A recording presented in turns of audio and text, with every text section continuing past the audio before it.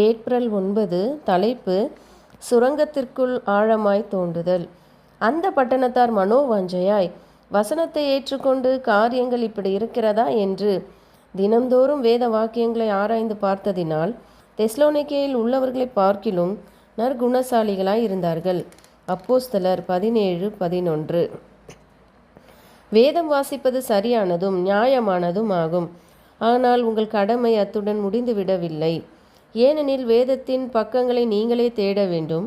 மனரீதியான முயற்சி இல்லாமலும் மனிதர்களும் சாத்தானும் தவறாக திரித்து வைத்திருக்கிற சத்திய போதனைகளில் உள்ள தூய்மையான கோதுமை மணியிலிருந்து பதரை பிரித்து பார்க்கும் ஞானத்திற்கான ஜெபம் இல்லாமலும் தேவனை குறித்த அறிவு பெறப்படக்கூடாது.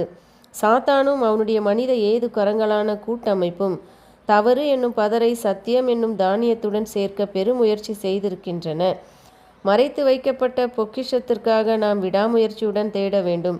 மேலும் மனித கண்டுபிடிப்புகளை தெய்வீக கட்டளைகளில் இருந்து பிரித்தெடுக்க பரலோகத்திலிருந்து ஞானத்தை தேட வேண்டும். இரட்சிப்பின் திட்டத்துடன் சம்பந்தப்பட்ட மாபெரும் விலையேறப்பெற்ற சத்தியங்களை கண்டடைய பரிசுத்த ஆவியானவர் உதவி செய்வார். வேத வாக்கியங்களை சாதாரணமாக படிப்பது போதாது என்பதை நீங்கள் தெளிவாக புரிந்து கொள்ள வேண்டும் என விரும்புகிறேன்.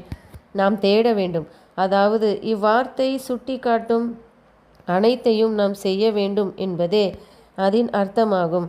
சுரங்க தொழிலாளி எவ்வாறு பூமியிலுள்ள தங்க படிமங்களை கண்டறிய ஆர்வத்துடன் தேடுகிறாரோ, அவ்வாறு நீங்கள் சாத்தான் நீண்ட காலமாக மனிதனிடமிருந்து மறைத்து வைத்துள்ள பொக்கிஷத்திற்காக தேவனுடைய வார்த்தையை தேட வேண்டும்.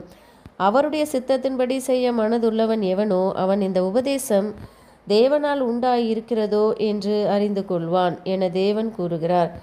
தேவனுடைய வார்த்தை சத்தியமும் வெளிச்சமுமாய் இருக்கிறது. மேலும் தேவனுடைய நகரத்தின் வாசல்களுக்கு செல்லும் பாதையின் ஒவ்வொரு அடியிலும் உங்களை வழிநடத்த அது உங்கள் கால்களுக்கு தீபமாக இருக்க வேண்டும். இந்த காரணத்திற்காகவே கர்த்தரால் மீட்கப்பட்டவர்கள் உள்ளே பிரவேசிக்க ஏற்படுத்தப்பட்ட வழியை தடை செய்வதற்கு சாத்தான் தீவிரமான முயற்சிகளை செய்திருக்கிறான்.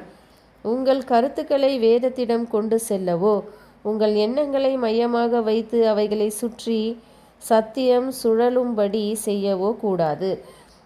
ஆய்வு கூடத்தில் உங்கள் சொந்த கருத்துக்களை ஒதுக்கி வைத்துவிட்டு தாழ்மையுள்ள அர்ப்பணிப்புள்ள இருதயங்களுடன் கிறிஸ்துவுக்குள் சுயத்தை மறைத்து ஊக்கமான ஜெபத்துடன் தேவனிடமிருந்து ஞானத்தை தேட வேண்டும்.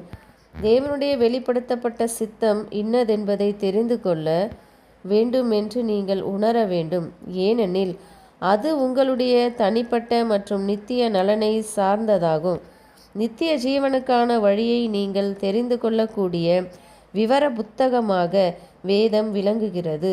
எல்லாவற்றிற்கும் மேலாக நீங்கள் தேவனுடைய சித்தத்தையும் அவருடைய வழிகளையும் தெரிந்து கொள்ள வாஞ்சிக்க வேண்டும். ஆமேன்.